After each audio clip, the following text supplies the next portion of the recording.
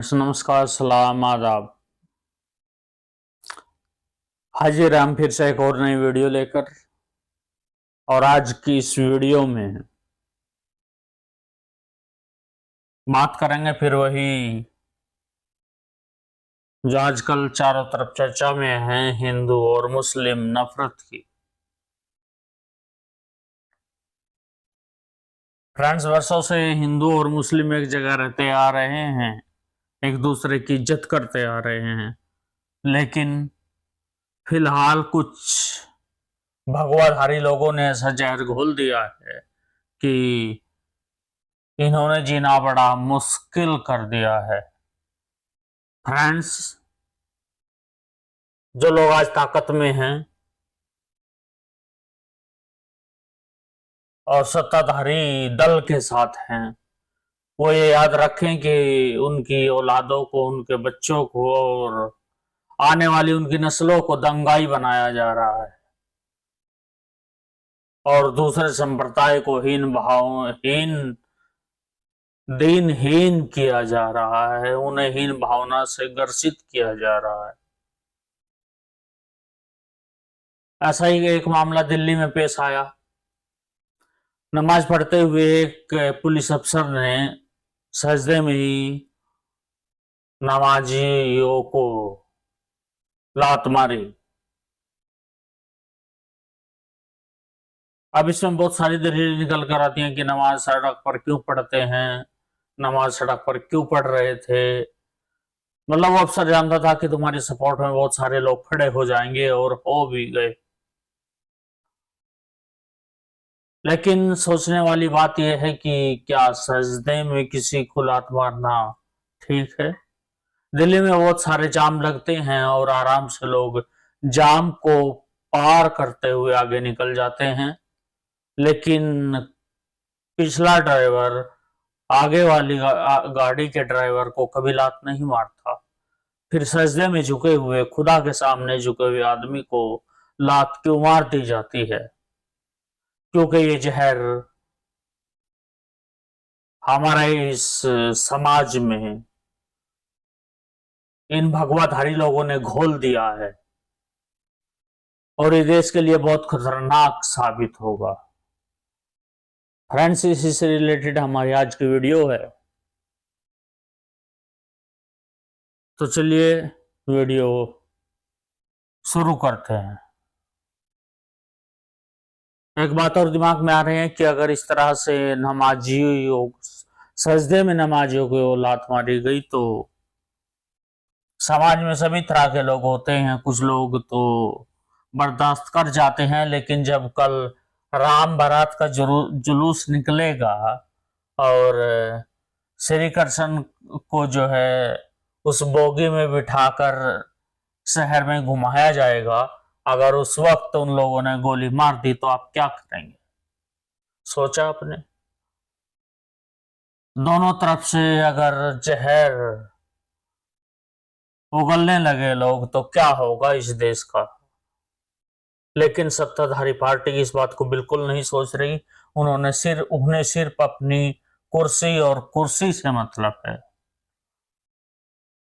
So friends, let's come and watch the video.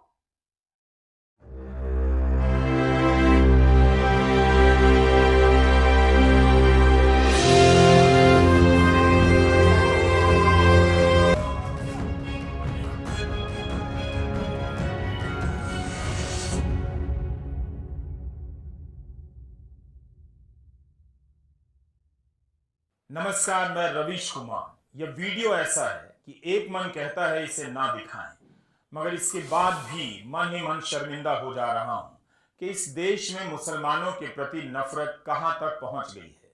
इस video को दिखाने से पहले आपसे गुजारिश है कि इसे आप गुजरती हुई एक ट्रेन की तरह देखिए।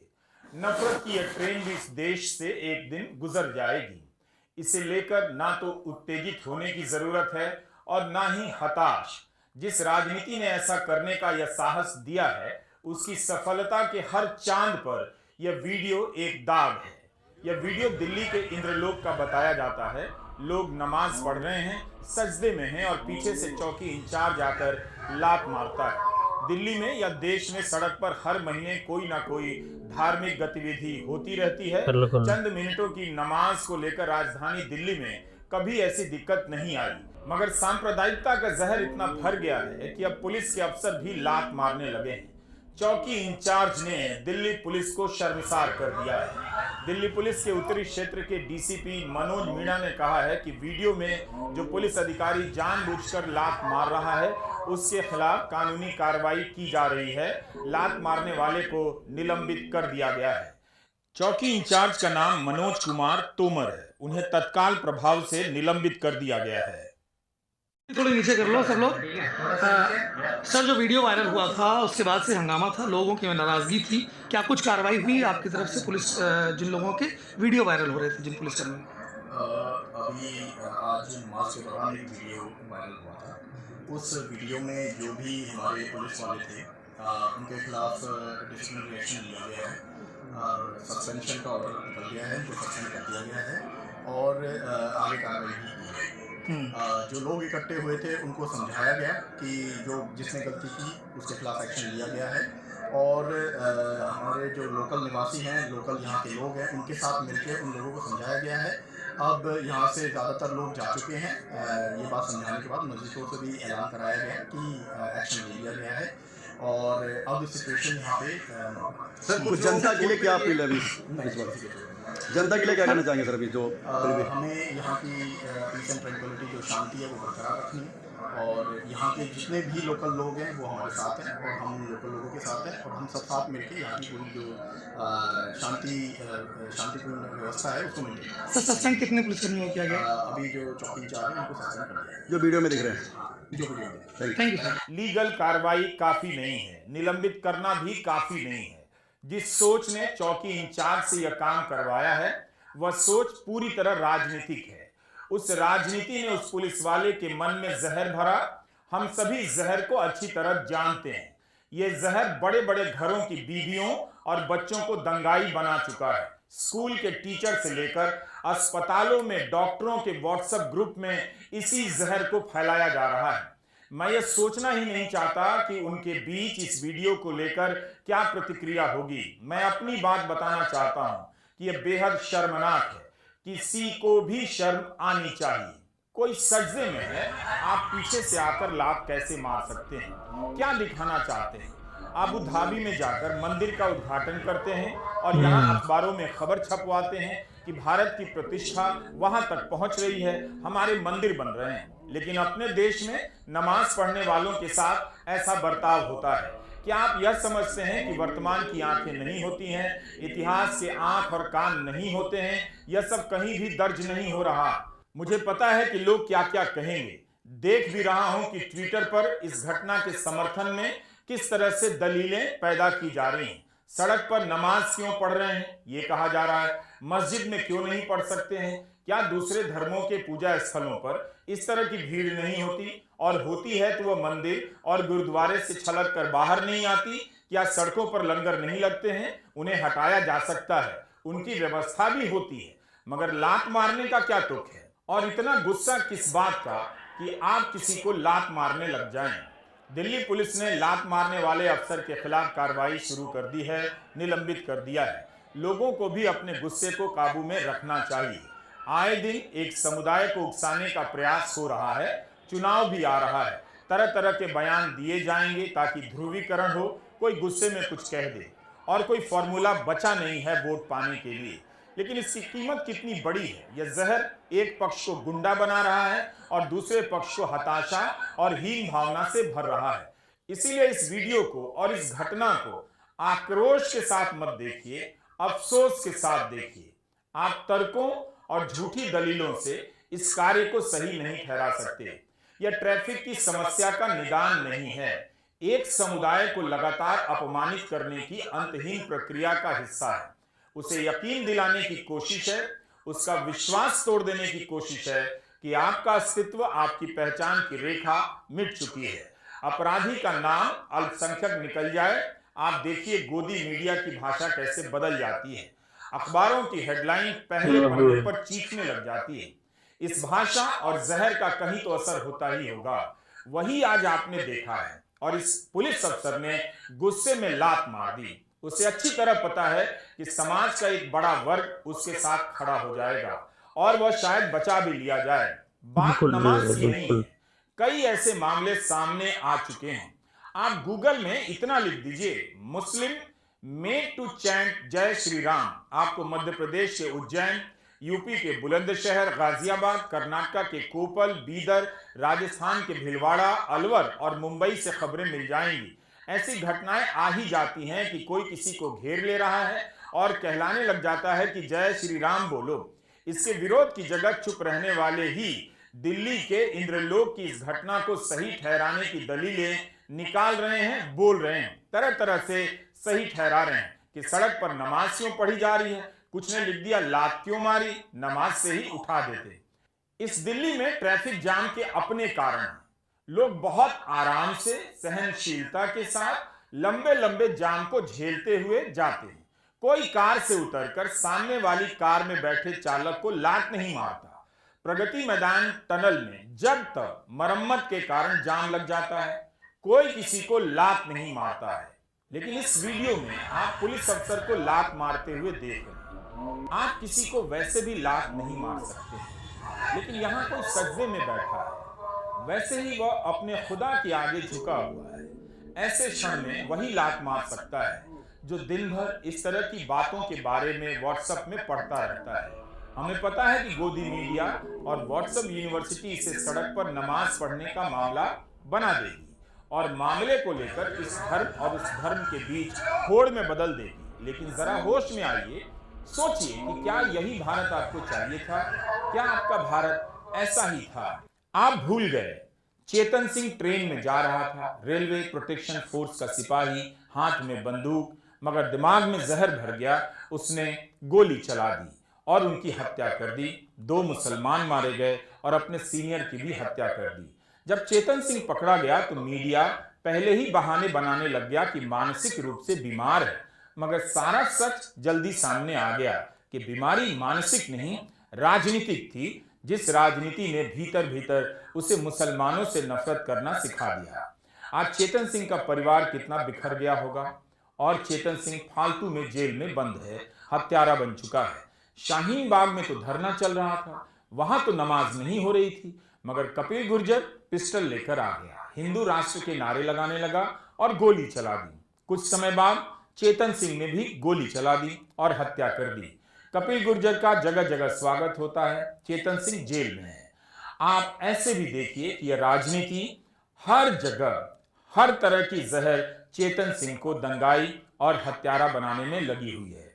उसका घर भी जला गई। क्या आप इसे भी सही ठहरा देंगे? सांप्रदायिकता पुलिस के भीतर तेजी से पसरती जा रही है। 2022 की एक घटना है, गुजरात के खेड़ा की। 4 पुलिस वाले 5 मुसलमानों को खंबे से बांधकर मारने लगे जैसे कोड़े बरसाए जाते हैं। अक्टूबर 2023 में गुजरात हाईकोर्ट ने इन 4 पुलिस वालों को 14 दिनों की जेल की सजा सुना दी।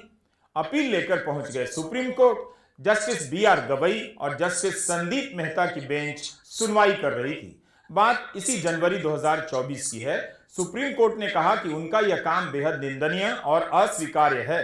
जस्टिस BR गवई ने पूछा था कि पुलिस को ऐसा करने की हिम्मत कहां से आती है। उन्होंने पुलिस अफसरों को सजा सुनाते हुए कहा कि जाइए, जेल का मजा लीजिए और अपने ही अफसरों के मेहमान बनकर रहिए। अभी हाल ही में गोदी मीडिया के 4 एंकरों को न्यूज चैनलों की संस्था NBDSA ने दंड दिया। यह सब इसलिए बता रहा हूं ताकि आप नफरत को समग्रता से देख सकें। बार बार याद रखें कि किस तरह से एंटी मुस्लिम कार्यक्रमों के जरिए घृणा फैलाई गई। घृणा फैलाने वालों को दंड मिल रहा है, तो बेहतर है अब आप भी संभल जाइए। सुधीर चौधरी, हिमांशु दीक्षित, अमन चोपड़ा, अमीश देवगन, इनके कार्यक्रमों में पाया गया कि ये मुसलमानों के प्रति झूठ और नफरत फैला रहे हैं। चैनलों के नाम क्या हैं? रिपब्लिक भारत, आज तक, न्यूज 18 इंडिया। किसी एंकर पर 50,000 का जुर्माना लगा, किसी पर 1 लाख का। सभी से कहा गया कि 1 सप्ताह के भीतर अपना अपना वीडियो डिलीट कर दें। इसलिए कहा कि दिल्ली पुलिस को गंभीर प्रयास करने होंगे। हम समझते हैं कि पुलिसिंग के दौरान भीड़ को नियंत्रित करने में बहुत कुछ हो जाता है, मगर जो वीडियो हमारे सामने है उस वीडियो में साफ दिख रहा है कि लात मारने की कोई जरूरत नहीं थी। नमाजी सजदे में थे, कोई हल्ला हंगामा नहीं हो रहा था। तरह तरह की दलील देकर आप माहौल बना सकते हैं। सोशल मीडिया में अपने पक्ष में आप माहौल गर्म कर लीजिए, मगर पता सबको है कि पुलिस वाले का काम कहीं से भी अच्छा नहीं है। और यह पहली घटना नहीं है, दिल्ली दंगों के समय की एक घटना है। 7 पुलिस वालों ने 5 लोगों को पीटा। इसका वीडियो वायरल हो गया। इनसे बुलवाया जा रहा था कि वे राष्ट्रगान गाएं। इतना मारा गया कि इनमें से एक लड़का मर गया। उसका नाम फैजान था। घटना के 1 साल बाद भी पता नहीं चल सका कि कौन आरोपी था। 7 मार्च को ही हाईकोर्ट ने कहा है कि हम अनंत काल तक उस फोरेंसिक रिपोर्ट का इंतजार नहीं कर सकते जिसमें आरोपी पुलिस वाले की पहचान की जानी है। 10 महीने से एक वीडियो की जांच चल रही है। सच्चाई यही है कि नफरत का कारोबार अंतहीन होता जा रहा है। दिल्ली पुलिस को अपने पतन की इस प्रक्रिया की पहचान कर लेनी चाहिए। दिल्ली दंगों से जुड़े मामलों की सुनवाई के दौरान अदालतों ने उसे जो फटकार लगाई है, एक बार फिर से सभी फटकारों को सुनने की जरूरत है। इंद्रलोक का वीडियो आहत करने वाला है, मगर शर्मिंदा उन्हें होना चाहिए जिन्होंने ऐसा काम किया, जिनकी राजनीति ने देश को इस मोड़ पर पहुंचा दिया है। आज चौकी इंचार्ज ने दिल्ली पुलिस को इस कदर शर्मिंदा किया कि घटना के वीडियो आने के काफी देर तक चौकी इंचार्ज का नाम सामने नहीं आया, कोई लिख नहीं रहा था। दिल्ली पुलिस की अपनी पहचान रही है। इस चौकी इंचार्ज ने दिल्ली पुलिस की साख दांव पर लगा दी। नमस्कार, मैं रवीश कुमार। तो फ्रेंड्स, आप सुन रहे थे रवीश कुमार को। किस तरह से आजकल मुसलमानों के खिलाफ नफरतें फैलाई जा रही हैं, और अभी तो चुनाव का मौसम है, तरह तरह के बयानबाजियां होंगी और दंगे होंगे, फसाद होंगे। लेकिन सबसे पहले तो आपको हिम्मत और हौसले से काम लेना है।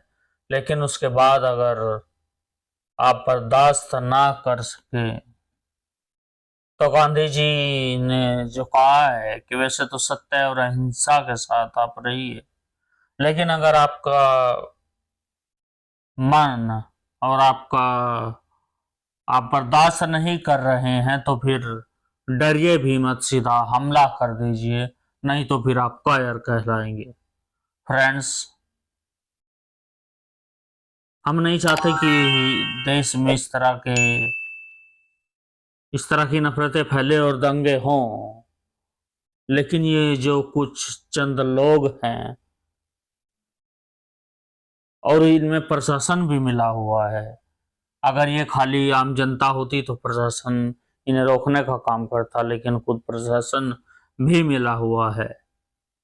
हम बस यही कहेंगे कि जहां भी जिससे भी हो सके इन लोगों को रोका जाए। ये भी दंगाई बनने से बचेंगे, और जिन पर जुल्म कर रहे हैं उन पर जुल्म नहीं होगा। नहीं तो फिर अगर क्रिया के ऊपर प्रतिक्रिया होने लगे, रिएक्शन के ऊपर एक्शन पे रिएक्शन हुआ, तो फिर बहुत महंगा पड़ेगा।